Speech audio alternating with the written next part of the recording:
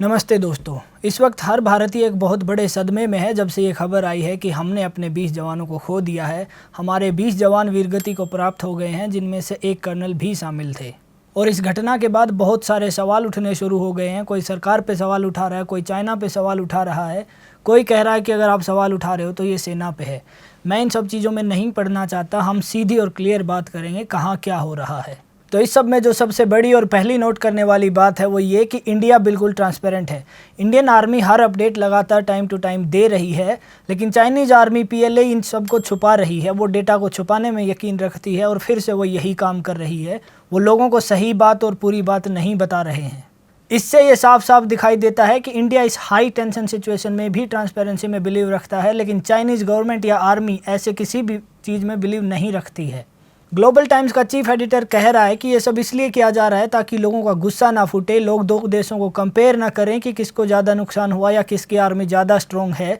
लेकिन मुझे ऐसा नहीं लगता है, क्योंकि ग्लोबल टाइम्स हमेशा से चाइनीज़ गवर्नमेंट का माउथपीस बना रहा है, या यूँ कहिए कि global times current Chinese government का अनऑफिशियल PR मैनेजर है।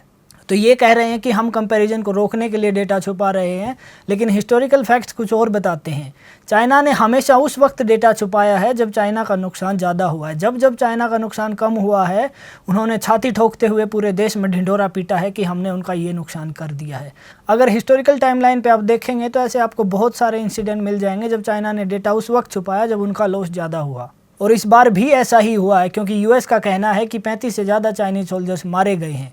और इस टाइम पे फिर से ग्लोबल टाइम्स मैदान में उतरता है और ये कहता है कि कुछ इंडियन गलती से ये समझ रहे हैं कि इंडियन आर्मी चाइनीज़ आर्मी से ज़्यादा स्ट्रॉन्ग है। ये मिसपरसेप्शन रैशनैलिटी को अफेक्ट करेगा और इंडिया की चाइना पॉलिसी पे असर डालेगा। यहाँ शब्दों का खेल समझना होगा आपको।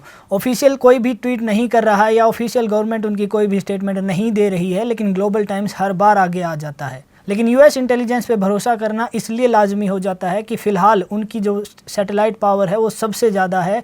उनके पास सबसे ज़्यादा सैटेलाइट है और उनकी इंटेलिजेंस इनपुट ज़्यादातर मामलों में सही रहती है।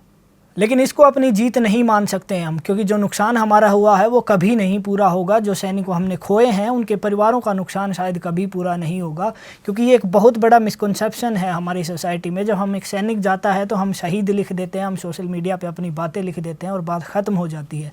लेकिन बात वहाँ ख़त्म नहीं होती है, बहुत सारे मामलों में बात वहाँ से शुरू होती है। जब एक सैनिक शहीद होता है तो सिर्फ वो सैनिक नहीं जाता है, उसका पूरा परिवार बर्बाद हो जाता है।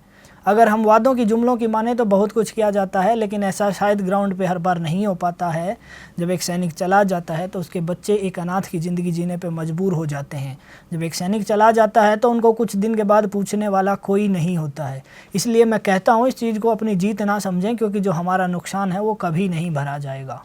लेकिन मैं फिर से रिक्वेस्ट करता हूं, जो लोग सरकार पे सवाल उठा रहे हैं या कुछ लोग इनडायरेक्टली आर्मी पे भी उठा रहे होंगे, मुझे नहीं पता, उन लोगों से कहता हूं शांति बनाए रखिए। सरकारों का मुझे नहीं पता, लेकिन हमारी आर्मी ने हमें कभी निराश नहीं किया है और मुझे यकीन है इस बार भी नहीं करेगी। इस सब के बीच में शिव अरोरा ने काफ़ी अच्छी और क्रेडिबल रिपोर्टिंग की है। यहाँ तक कि चाइनीज़ ट्वीट्स का वो चाइनीज़ भाषा में ही लिख के रिप्लाई कर रहे हैं। जब वहाँ से किसी ने लिखा कि इंडियन आर्मी के 20 जवानों की लिस्ट आ गई है और लगता है वो लोग सच बोल रहे हैं, तो जवाब में शिव ने चाइनीज़ में ही लिखा कि लगता है का क्या मतलब है, इंडियन आर्मी सच ही बोल रही है, उन्होंने कल ही ऑफिशियली अनाउंस कर दिया था। लेकिन लगता है आपकी आर्मी के पास कोई जवाब नहीं है और ये ऑब्वियस सी बात है, इसीलिए आप लोग बातें घुमा फिरा के कर रहे हैं। प्रधानमंत्री ने भी कहा है कि जवानों की शहादत व्यर्थ नहीं जाएगी। जनता होने के नाते, देश की ताकत होने के नाते हमें यानी आम जनता को ये समझना होगा कि हमें वॉर क्राई से ज़्यादा हमें इस चीज़ पे ध्यान देना होगा कि हम अपनी आर्मी को इमोशनल सपोर्ट दे पाएँ। लड़ाई होगी या नहीं ये सेना और अथॉरिटीज़ पे छोड़ दीजिए, क्योंकि हमें ना तो ये पता है कि लड़ाई शुरू कैसे होती है, ना ये पता है ख़त्म कैसे होती है, ना ही ये पता है कि लड़ाई के लिए कब कितनी तैयारी ज़रूरी है और उससे हासिल क्या होगा। तो अपनी भावनाओं को सही जगह पे लगाइए। आर्मी अगर लड़ाई के लिए जाती है तो भी हम साथ हैं, अगर नहीं जाती है तो भी हम साथ हैं।